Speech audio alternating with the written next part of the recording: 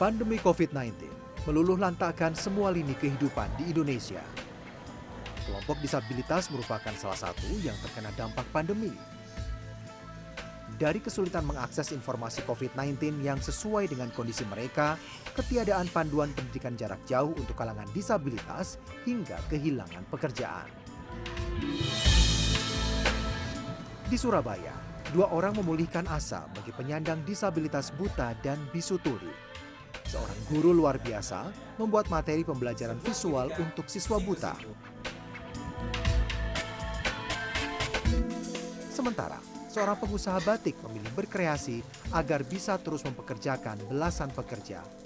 Meski sederhana, yang mereka lakukan bisa membuat para buta, bisu dan tuli dikdaya selama pandemi.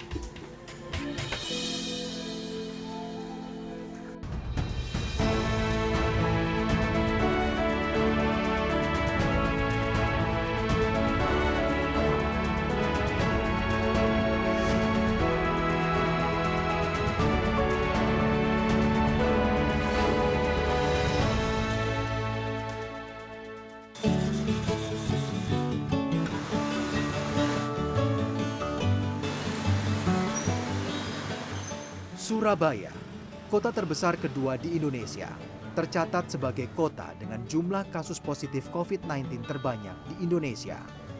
Hingga 8 September 2020, Satgas COVID-19 Jawa Timur mendata lebih dari 12.700 orang positif terpapar COVID-19 dan lebih dari 10.300 diantaranya dinyatakan sembuh. Jumlah tes COVID-19 di kota Surabaya termasuk cukup tinggi se-Indonesia. Hingga 1 September 2020, sudah ada lebih dari 50.000 tes swab atau tes usap dan lebih dari 150.000 tes rapid sudah dilakukan.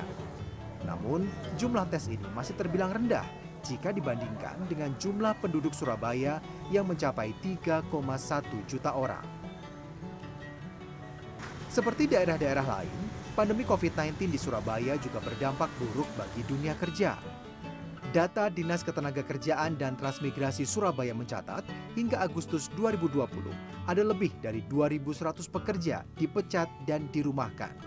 Sebanyak 121 perusahaan, terutama UMKM, tutup dan pembelajaran di 1.454 sekolah di semua jenjang di Surabaya dihentikan. Penelitian dari Jaringan Organisasi Penyandang Disabilitas Respon COVID-19 menyebut dampak terbesar pandemi terjadi pada kelompok disabilitas.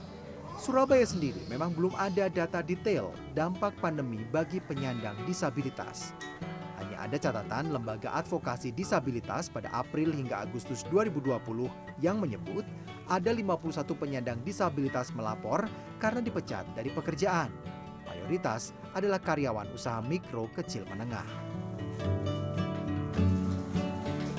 Intinya menyeluruh, hampir semua sektor. Misalnya kalau dulu mungkin kita jumpai tunanetra di jalan banyak yang bantu, sekarang enggak.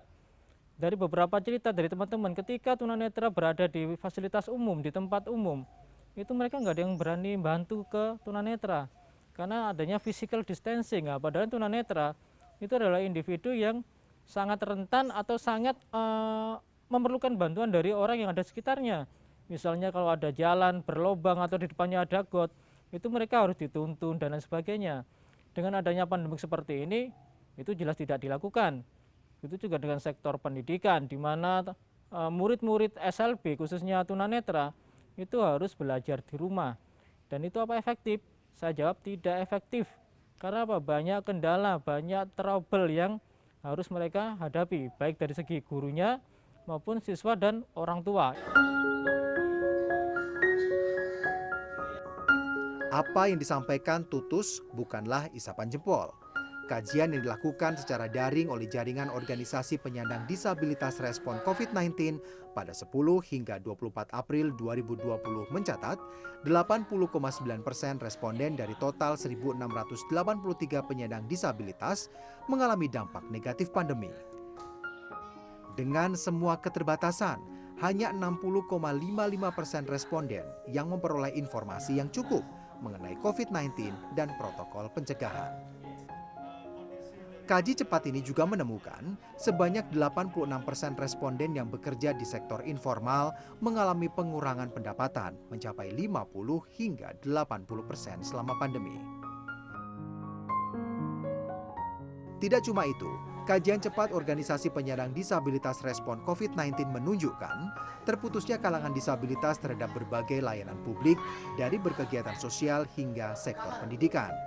Saat pandemi, sekolah luar biasa atau SLB tidak punya cukup sarana untuk melakukan pembelajaran jarak jauh.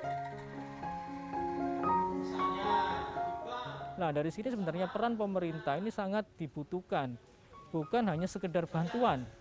Kalau kita ngomong bantuan, 1 bulan anggap aja 600 untuk biaya hidup 1 bulan, dapat apa?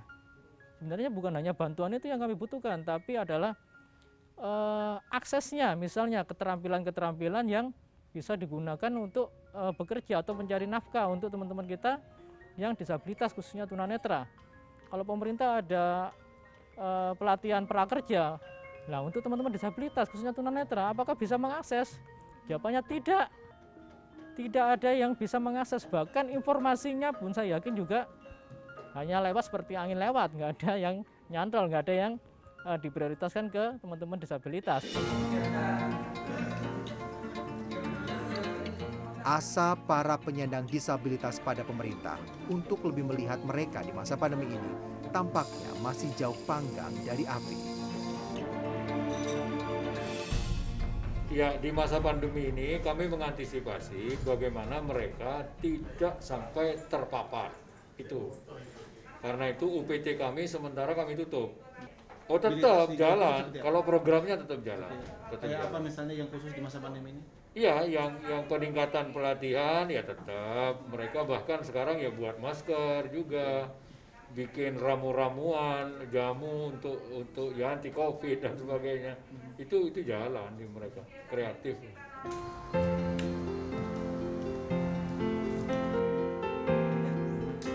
Di balik nasib para penyandang disabilitas yang suram di masa pandemi, 2 pria dari Surabaya menjawab tantangan. Di saat pemerintah sama sekali tidak menyediakan panduan pengajaran jarak jauh, Atung Yuniarto, seorang tunanetra, guru di SLB Yayasan Pendidikan Anak Buta Surabaya, mengembangkan metode sangat sederhana namun efektif untuk belajar matematika. Ia menggunakan video dan alat peraga sederhana bagi siswa-siswa tunanetra. Metodenya mampu meningkatkan kemampuan siswa memahami pelajaran lebih baik daripada metode konvensional yang digunakan dalam pembelajaran jarak jauh sebelumnya. Jumpa lagi dengan Pak Atung. Ada pelajaran. Semuanya sebenarnya bisa dilakukan dengan menggunakan video, pembelajaran bentuk video ya. Tapi kalau alat peraganya di rumah tidak ada, terus bagaimana dia bisa meraba? Jadi seharusnya memang di video itu ada menjelaskan tentang alat peraga, di rumah juga tersedia sehingga bisa nyambung apa yang dimaksudkan dengan konsep yang diajarkan.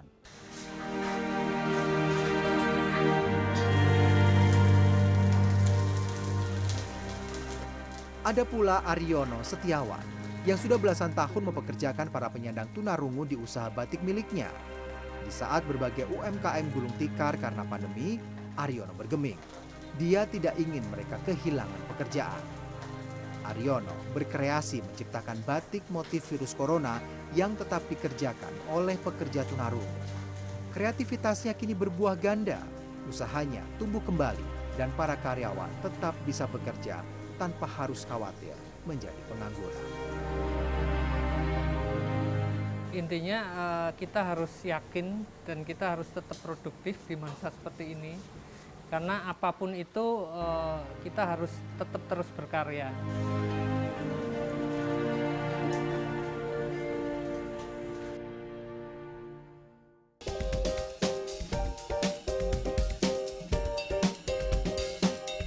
Kalau memakai audio, terus terang saya harus berulang kali karena saya belum terbiasa untuk lewat audio saja. Jadi saya susah untuk membayangkan yang dimaksud oleh gurunya. Tapi ketika ada video, itu langsung tahu, oh maksudnya gini.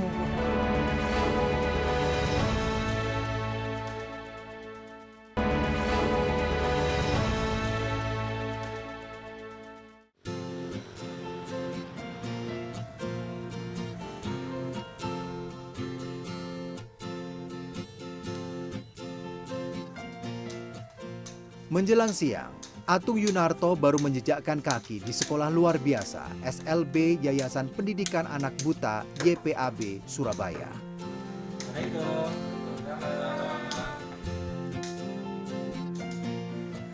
Hari itu, jadwalnya mengajar matematika baru dimulai selepas zuhur.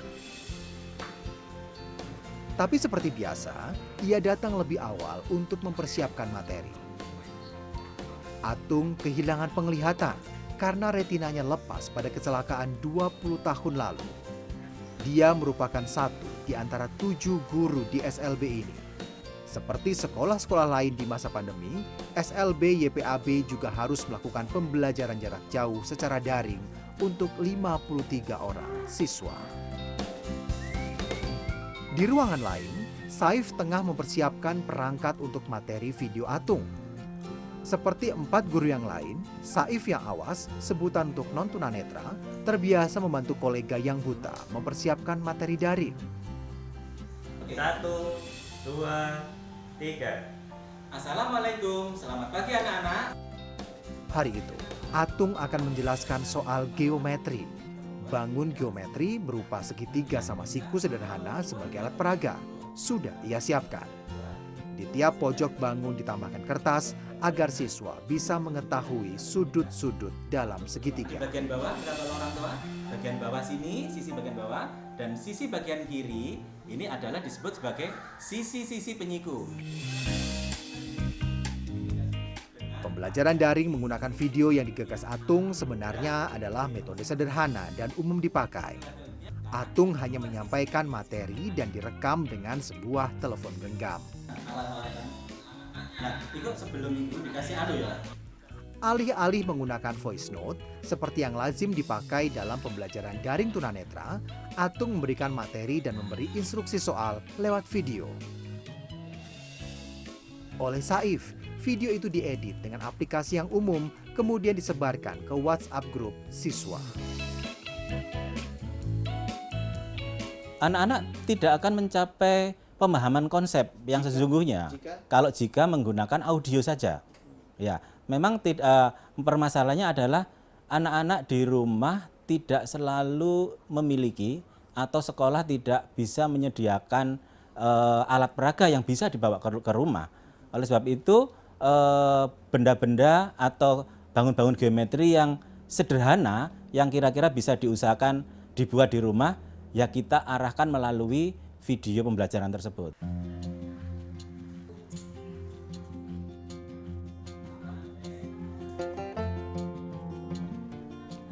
Target metode ini bukanlah para siswa tunanetra, tetapi untuk para pendamping. Menurut Atung, sebagian besar pembelajaran daring tunanetra wajib menggunakan pendamping, terutama jika mata pelajaran tersebut memerlukan alat peraga. Pendamping inilah yang akan membantu siswa tunanetra mempergunakan alat peraga, persis seperti apa yang diperlihatkan guru di video. Pendamping bisa mengarahkan siswa meraba alat peraga hingga siswa memiliki memori yang tepat tentang alat peraga tersebut. Karena memang yang dibutuhkan anak untuk bangun geometri ya, itu kan memang harus diraba. Kalau dibayangkan sulit, bagaimana? Kalau bisa jadi kalau pelajaran geometri tadi itu sifatnya meneruskan ya, artinya meneruskan yang lalu yang pernah disampaikan di sekolah, lalu anak-anak sudah memiliki konsep dalam pikirannya, lalu guru tinggal menceritakan saja, mengingat-ingatkan di posisi mana letak sudut ini dan sebagainya. Kalau belum ada memori sama sekali atau merupakan konsep baru, ya tadi harus ada peraganya.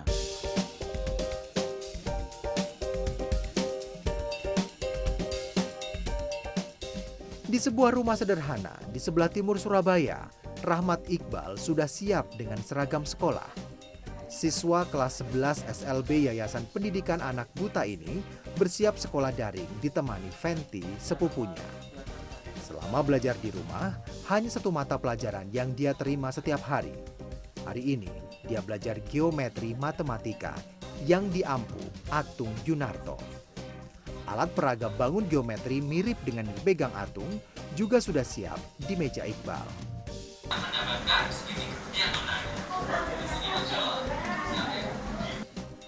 Sementara Iqbal mendengarkan, Fenty, sepupunya, memperhatikan layar dengan seksama. Fenty nantinya akan membantu Iqbal memahami materi, terutama menjelaskan tentang alat peraga, agar Iqbal tahu betul apa yang tengah dipelajari. Sisi terpanjangnya. Sisi terpanjang atau biasa disebut Hipotenusa. atau sisi miring. Bagi saya sendiri sebagai pendamping Iqbal ketika daring, kalau memakai audio terus terang saya harus berulang kali karena saya belum terbiasa untuk lewat audio saja. Jadi saya susah untuk membayangkan yang dimaksud oleh gurunya. Tapi ketika ada video, itu langsung tahu, oh maksudnya gini gitu. Jadi saya sebagai yang awas jadi tahu maksud dari penjelasan gurunya tadi apa. Bagi Iqbal, belajar daring dengan materi video lebih memudahkan. Selama ini, ia mengaku sulit memahami materi pelajaran jika disampaikan dengan pesan suara. Apalagi jika mata pelajaran tersebut adalah pelajaran eksakta yang membutuhkan perabaan pada benda seperti matematika, geografi, dan biologi. Kami tunanetra yang didampingi gitu Kak. Karena kan dengan melihat video itu tadi, maka pendamping yang bisa melihat itu tadi kan tahu seperti apa gerakan-gerakannya atau apa, jadi bisa diajarkan kembali ke kita yang tunanetra.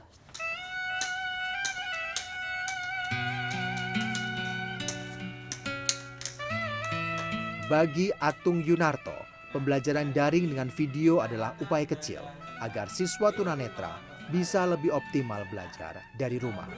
Apalagi hingga sekarang, belum pernah ada panduan dari pemerintah bagi pembelajaran siswa disabilitas di masa pandemi ini.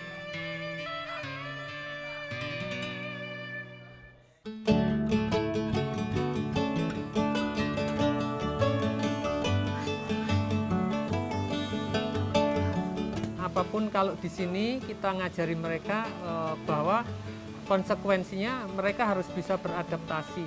Adaptasi itu dalam arti kalau kamu punya keahlian, ayo.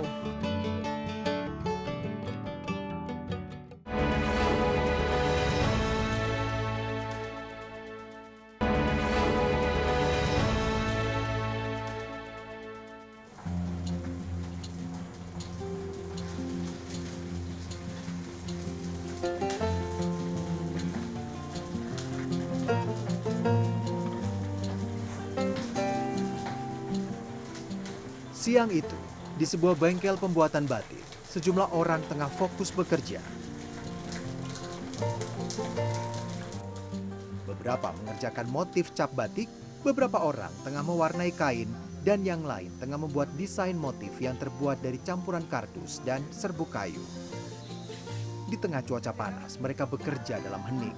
Hanya isyarat jari yang menjadi media komunikasi.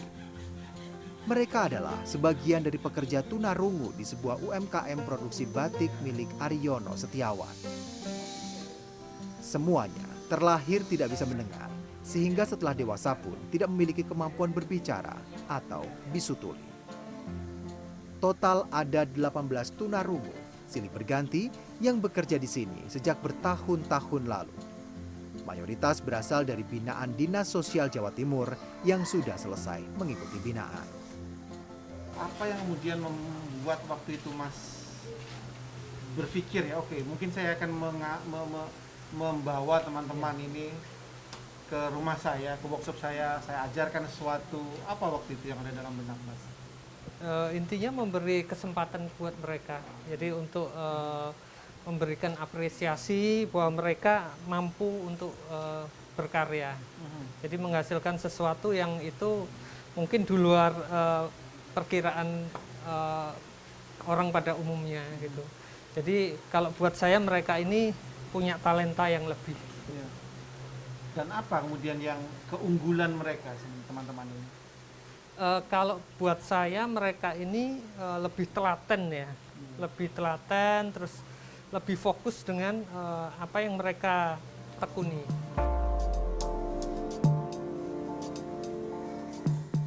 Para pekerja Aryono boleh dibilang beruntung.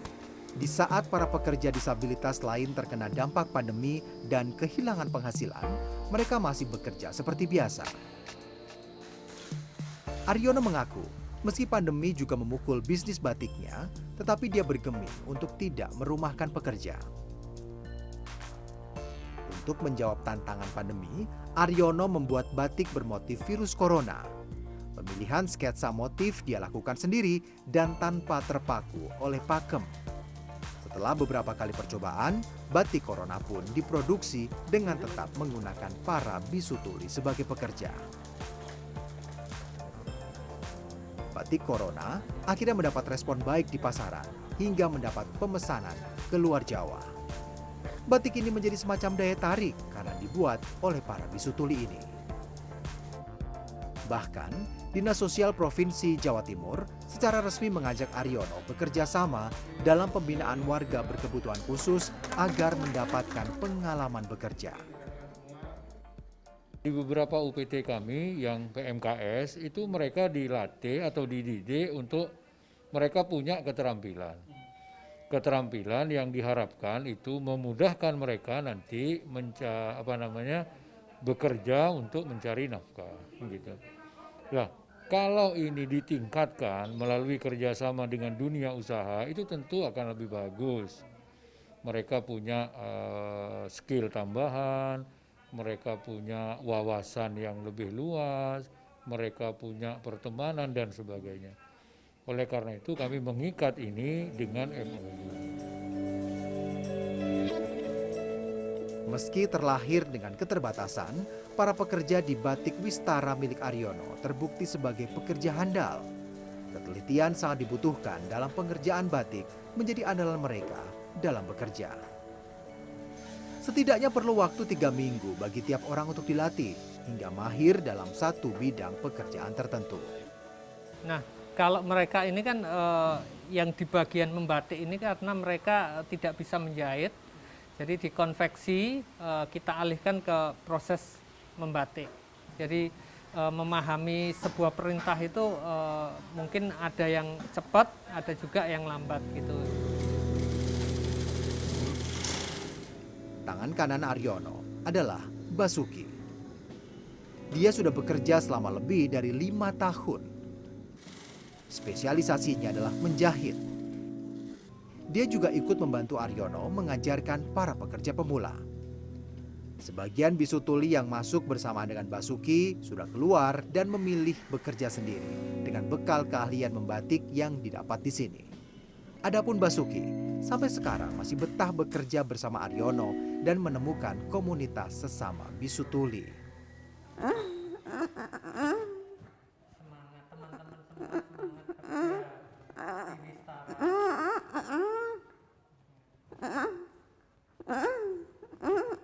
kerja di Wistara. Kamu tidur setiap hari melakukan kegiatan.